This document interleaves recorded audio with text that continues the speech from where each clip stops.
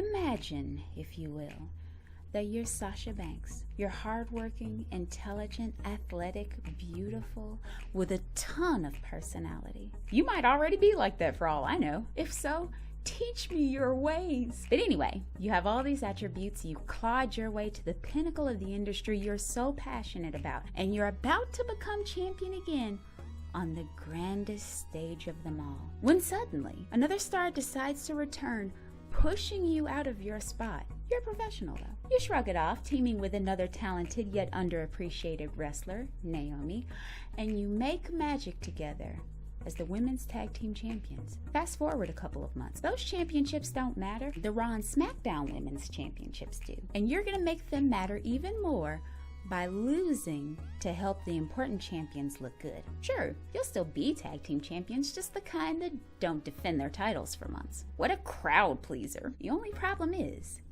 to you they do matter, especially in your hands. To your fans they matter, especially in your hands. You go back and forth pitching ways to make them matter, but you aren't being heard. So, you soul search.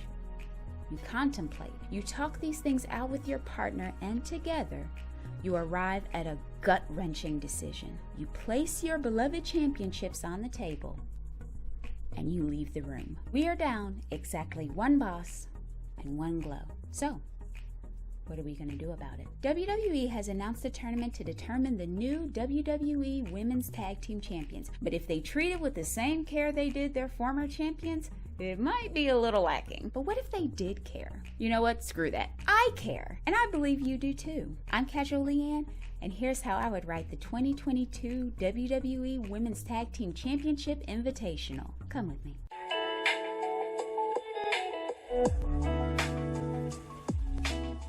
Why such a needlessly snobby name? Because it brings with it a unique opportunity. 3 gifted women who've been successful tag team stars in the past but who aren't on a team now will be given what's called an open partner invitation. If they can find their own tag team partner, they will have a chance to be a WWE Women's Tag Team Champion. You have 16 teams from all 3 brands, Raw, SmackDown, and NXT, all almost determined to become women's tag team champions. This tournament needs star power. That's why Belt Collector Mania is running wild, brother, because Bianca Belair and Ronda Rousey are teaming up to become double champions. They'll survive an impressive challenge from NXT's Yulisa Leon and Valentina Feroz to advance to the quarterfinals. But they're not the only ones who've been infected by belt fever. Toxic Attraction has entered the tournament to take them down a peg and unify the women's tag team division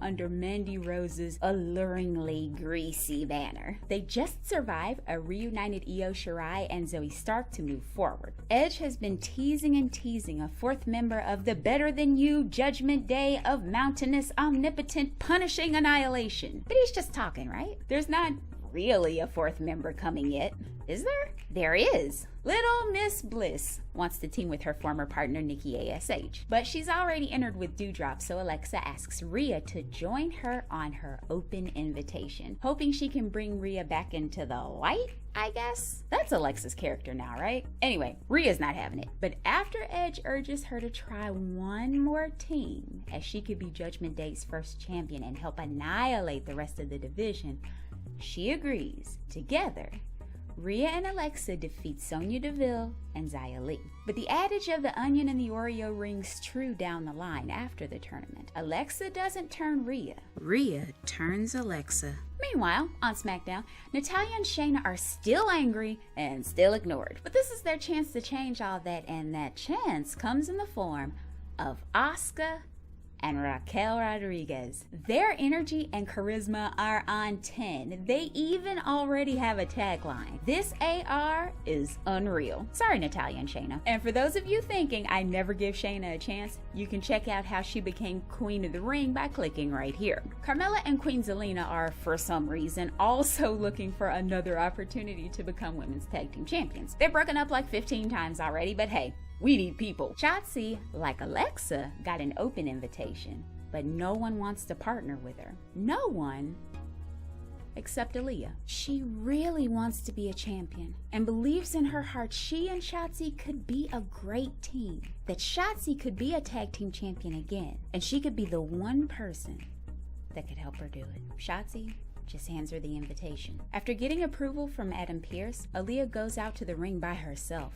She gets her behind handed to her by Carmella and Queen Zelina, but refuses to go down. Shotzi, out of a morbid curiosity, tunes in backstage. She keeps watching Aaliyah fighting, battling for a team she's not even in, almost getting pinned time and time again. But she won't give up. Finally, Shotzi decides to go down to ringside, and she breaks up a pin, screaming at the ref that she's Aaliyah's partner. Their combined effort overwhelms Carmella and Queen Zelina, who immediately turn on each other after their loss. Back on Raw, Doudrop and Nikki ASH are certain their tag team experience advantage will give them an edge in the tournament. Okay, they've been a team like 5 minutes longer than most of the others, but Nikki has been part of more women's championship tag teams than any other superstar. But extending Nikki's record won't come easy because they have to face NXT's Alba Fire. She's located another feisty fighter who, despite all of her accomplishments, never got to be a women's tag team champion. The A1 original, Lita. If you're looking for a legendary run from this team, I'm sorry to disappoint you, but Do-Ash are going to defeat them. And it needs to be so. The longer we keep the not as new tag teams in this thing, the better. Dana and Tamina decide to put the 24/7 feud on pause to make the best of their opening. Why not? They're single and sassy. May as well be champions too. Why not?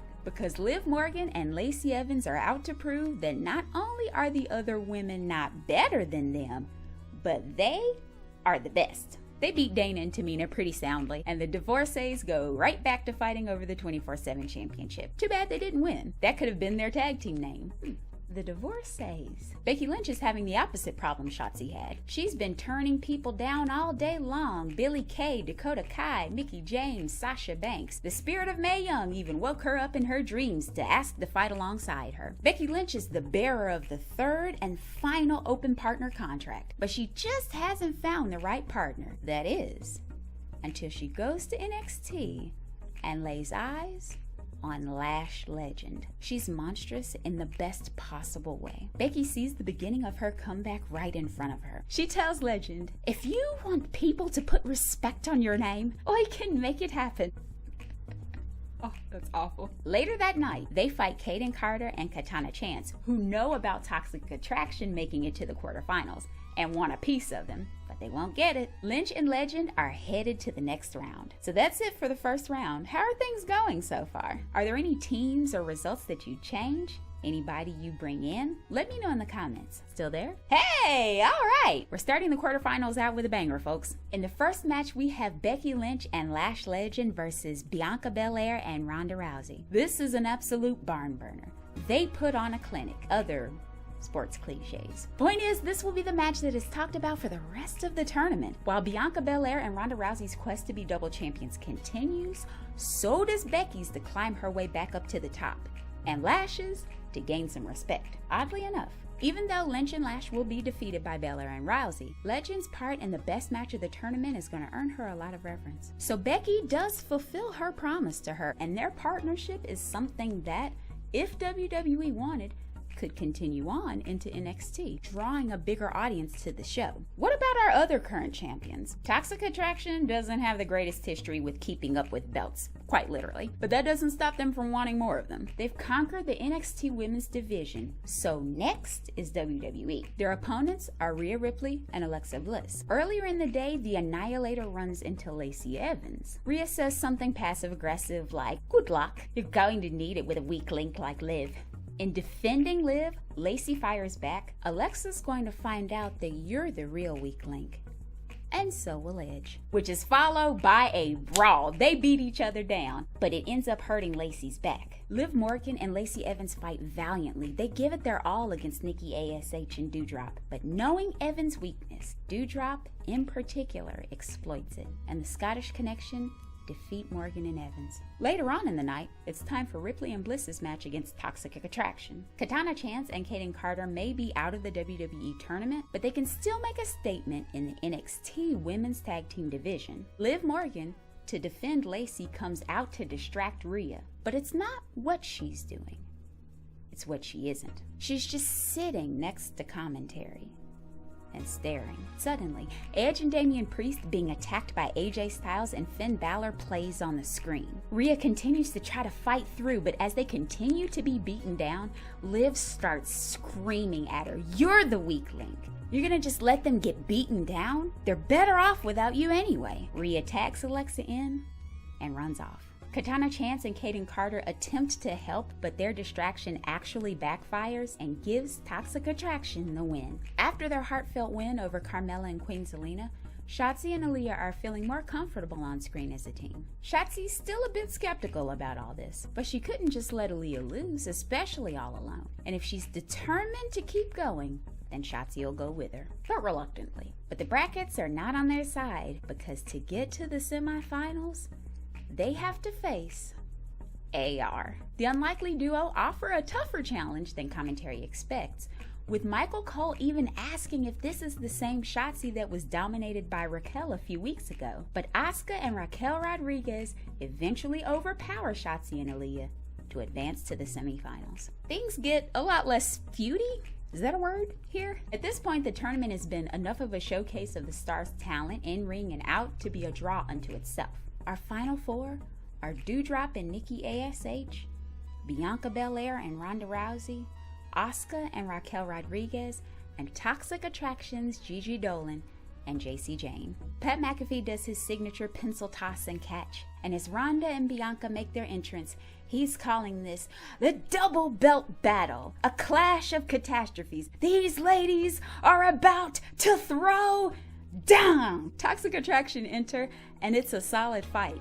But of course, they're no match for Bianca Belair and Ronda Rousey. And now, the top women in WWE are just one match away from being double champions. AR, now sporting a combined entrance, take on Doudrop and Nikki ASH in their semifinal match. The almost superhero speed works well with Asuka, and Doudrop and Raquel try to one-up each other's strength. AR pull out the win without incident, but Doudrop and Nikki ASH don't take the loss well, and the four continue to fight after the match is over, having to be separated by officials. And now, everyone, it is time for the final contest, the culmination of weeks of physicality and persistence. The WWE Universe will bear witness to the finals of the WWE Women's Tag Team Championship Invitational, and they'll do it on Monday Night Raw. The belts have been redesigned for the occasion to highlight that this is the beginning of a new WWE Women's Tag Team division, one that is more competitive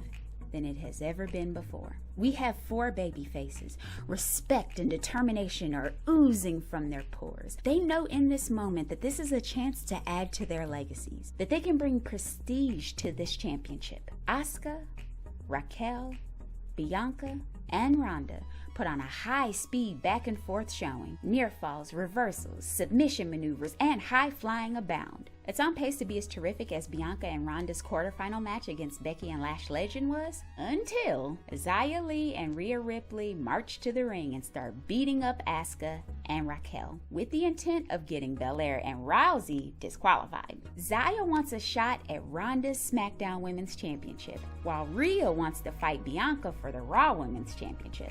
The ref declares AR the new Women's Tag Team Champions, and the ring announcer announces it just as Adam Pearce is coming out. The new champions are visibly frustrated. They didn't want to win this way. Pearce doesn't want this to be the end result either. Asuka and Raquel Rodriguez versus Rhea Ripley and Xia Li versus Bianca Belair and Ronda Rousey. Raquel pins Xia to keep the titles on AR. But Ronda and Bianca aren't about to let Xia and Rhea's interference go. Again, they've cost them the tag team championships, but they'll deal with each woman separately. Ronda gives Xia a SmackDown Women's title match, and Bianca Belair accepts Rhea's challenge for the Raw Women's Championship. There you have it, folks. 16 teams, and you now have your new WWE Women's Tag Team Champions. I like the idea of AR as a team, even though the pairing of Shotzi and Aaliyah is a winner too. With Raquel beating Shotzi pretty soundly last week, and Asuka needing to look unstoppable in the run to her Hell in a Cell match with Belair, I couldn't really see them losing to Aaliyah and Shotzi right now. But the way I would book them, As time goes on after the tournament and Aaliyah and Shotzi continue to get more and more over and have increasingly competitive matches with AR, I would have Aaliyah and Shotzi eventually become women's tag team champions at SummerSlam. Nikki ASH and Doudrop could feud with AR while this is happening, so the Scottish Connection could even be the tag champs by then. Maybe Raquel would be Miss Money in the Bank at that point and wouldn't even need to be a tag team champion. But those are just some possible paths. Would you like me to do a video on who should be Mr. and Miss Money in the Bank? Who would you have as the new women's tag team champions? Did I just screw up 3 divisions at once? Let me know in the comments. Be sure to like, share, comment, and subscribe. Tap that bell icon to make sure you get notifications for when new videos come out. Thank you all so much for watching, and I'll see you soon.